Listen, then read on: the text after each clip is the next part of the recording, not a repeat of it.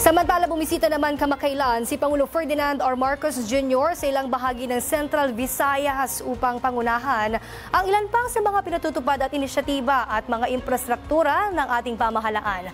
Ang detalye ihatid sa atin ni Faith Santiago.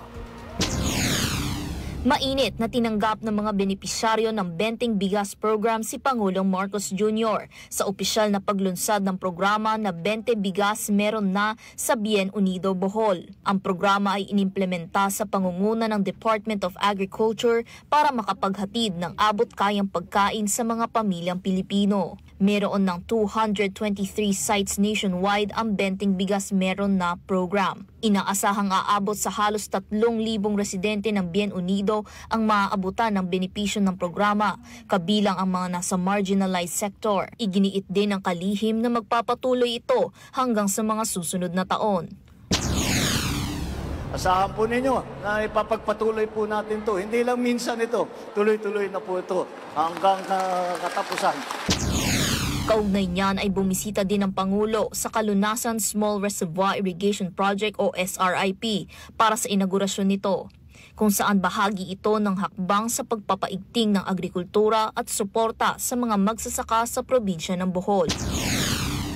Alam naman po natin na basta't ang pinag-uusapan ay ang agrikultura, lalo na ang palay at bigas, ay ang pinakamahalaga ang patubig. Kaya ito po ang aming binibigyan talaga ng pansin para maparami natin ang irrigated lands dito sa buong Pilipinas.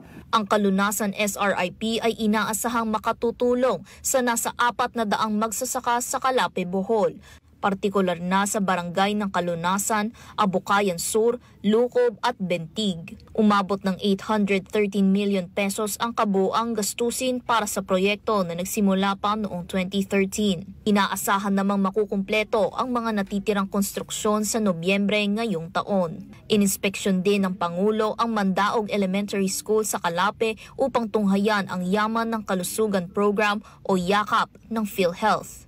Layon ng programa na makatulong sa publiko sa pamamagitan ng karagdagang gamot at essential drugs, laboratory procedures, cancer screening tests at accredited na pasilidad para sa primary care.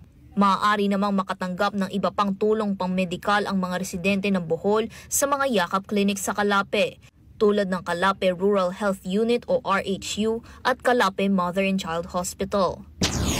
Nagpamigay din si Pangulong Marcos Jr. ng higit 100 school bags at 2 smartboard television sa Mandaog Elementary School. Dumalo din ang Pangulo sa ceremonial switch-on ng bagong 17.8 megawatt Siquijor diesel power plant sa Larena.